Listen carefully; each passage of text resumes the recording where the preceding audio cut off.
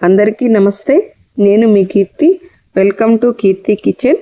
ఈరోజు నేను మునక్కాయ సాంబార్ ఎలా చేయాలో చేసి చూపిస్తాను. చాలా సింపుల్గా టేస్టీగా కూడా ఉంటుంది. ముందుగా దీనికోసం నేను ఒక 1.5 కప్పు వరకు కందిపప్పు అయితే తీసుకున్నాను. దీంట్లో ఇప్పుడు కొంచెం వాటర్ వేసుకొని బాగా ఒక 3-4 టైమ్స్ వరకు బాగా వాష్ చేసుకొని కొంచెం సేపు నానబెట్టుకోవాలి. ఒక 1 అవర్ వరకు నానబెట్టుకున్నాను. ఇదిగోండి 1 అవర్ తర్వాత ఇలా అయింది. ఇప్పుడు మనకు చింతపండు కూడా నానాలి కాబట్టి చింతపండును కూడా నానబెట్టుకుంటున్నాను.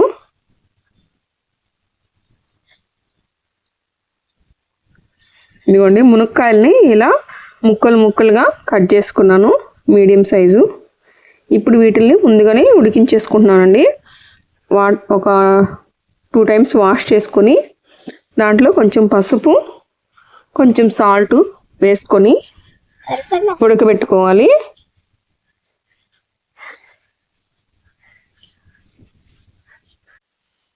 ఇప్పుడు దీంట్లో కావాల్సిన కూరగాయలని ముందుగానే కట్ చేసుకున్నాను. ఒక ఉల్లిపాయ, ఒక 3-4 టమోటాలు, కొంచెం కరివేపాకు, ఒక చిన్న ఆలు, ఒక క్యారెట్, కొంచెం దంచి పెట్టుకున్న వెల్లుల్లి. ఇప్పుడు ముందుగా నానబెట్టుకున్న కందిపప్పుని కుక్కర్లో వేసుకుంటున్నాను. కుక్కర్లో అయితే మనకు తొందరగా ఉడికిపోతుంది.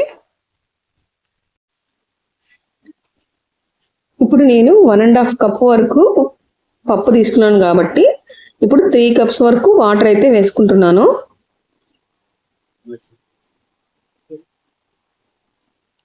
ఇదిగోండి ఇప్పుడు విజిల్ పెట్టుకొని ఒక 4 విజిల్స్ వరకు ఉడికించుకోవాలి. ఇప్పుడు కర్రీ అయితే స్టార్ట్ చేస్తున్నాను, సాంబారు. ఇప్పుడు దీనికి ఒక ప్యాన్ పెట్టుకొని ఒక 3-4 టేబుల్ స్పూన్స్ ఆయిల్ వేసుకొని కొంచెం ఆవాలు, కొంచెం జీలకర్ర వేసుకొని చిటపటలాడాక మనం ముందుగా కట్ చేసి పెట్టుకున్న ఆనియన్ ముక్కలను అయితే వేసుకొని వేయించుకుంటున్నాను.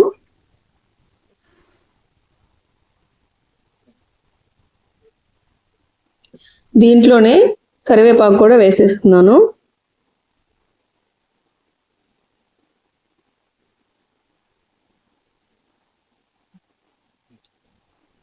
ఇప్పుడు ముందుగా కట్ చేసి పెట్టుకున్న ఈ టమోటా ముక్కలను కూడా వేస్తున్నాను.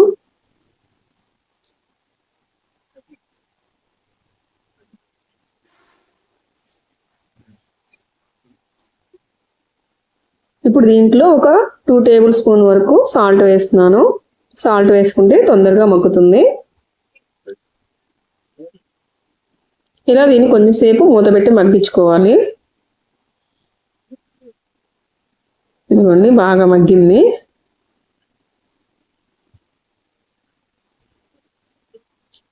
దీనిలో ఇప్పుడు మనం ముందుగా కట్ చేసి పెట్టుకున్న క్యారెట్ ముక్కల్ని, బంగాళదుంప ముక్కల్ని కూడా వేసేస్తున్నాను.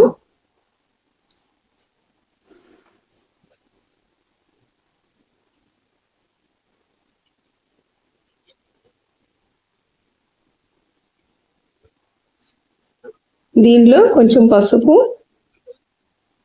కొంచెం కారం, కొంచెం ధనియాల పొడి వేసుకొని కొంచెం సేపు వేగనివ్వాలి. ఆ ధనియాల పొడి పచ్చి వాసన పోయేంత వరకు. ఇప్పుడు దీంట్లోనే మనం ముందుగా నానబెట్టుకున్న చింతపండు రసాన్ని అయితే తీసుకుంటున్నాను.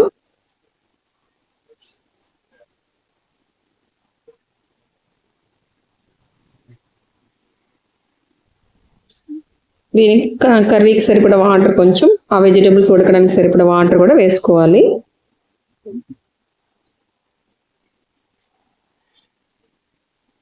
ఇలా కొంచెంసేపు బాగా కదుపుకొని కొంచెంసేపు ఉడకనించుకుందాం మూత పెట్టుకొని.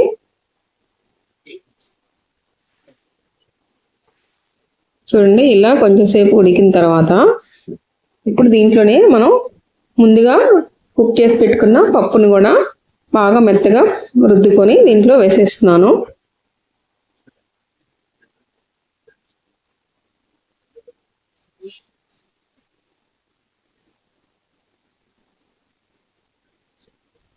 ఇదిగోండి మనం ముందుగా ఉడకబెట్టుకున్నాం కదా, ఆ మునక్కాయ ముక్కలను కూడా దీంట్లో వేసేస్తున్నాను.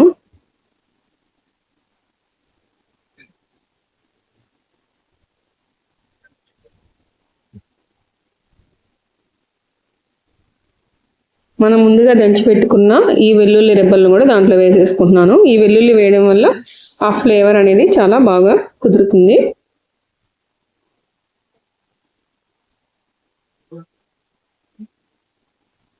ఇప్పుడు దీంట్లో మనం సాల్ట్ కానీ కారం కానీ ఏదైనా అడ్జస్ట్ చేసుకోవాల్సుకుంటే చూసుకోవచ్చు.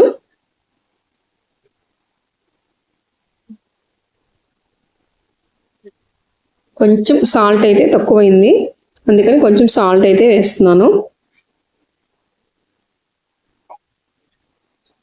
ఇలా బాగా కలుపుకొని ఒక 5 మినిట్స్ వరకు బాగా ఉడకనిస్తే సరిపోతుంది.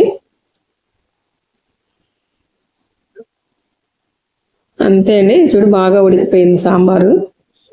చాలా టేస్టీగా ఉంటుంది మునక్కాయ సాంబారు. మీరు కూడా ట్రై చేయండి. మా ఇంట్లో అయితే మా పిల్లలకి ఈ మునక్కాయలు అంటే చాలా ఇష్టం, అందుకే ఎక్కువ మునక్కాయలు వేసి సాంబార్ అయితే చేస్తున్నాను. ఇది రైస్లోకి కానీ ఇడ్లీలోకి కానీ చాలా బాగుంటుంది. మీరు కూడా ఖచ్చితంగా ఈ మునక్కాయ సాంబార్ అయితే ట్రై చేసి మీ పిల్లలకు కూడా పెట్టండి. ఈ మునక్కాయల సీజన్ కాబట్టి మునక్కాయలు దండిగా వేసి పెట్టండి, చాలా బాగుంటుంది మునక్కాయ సాంబారు. ప్లీజ్ నా ఛానల్ని సబ్స్క్రైబ్ చేయండి, లైక్ చేయండి. Thank you.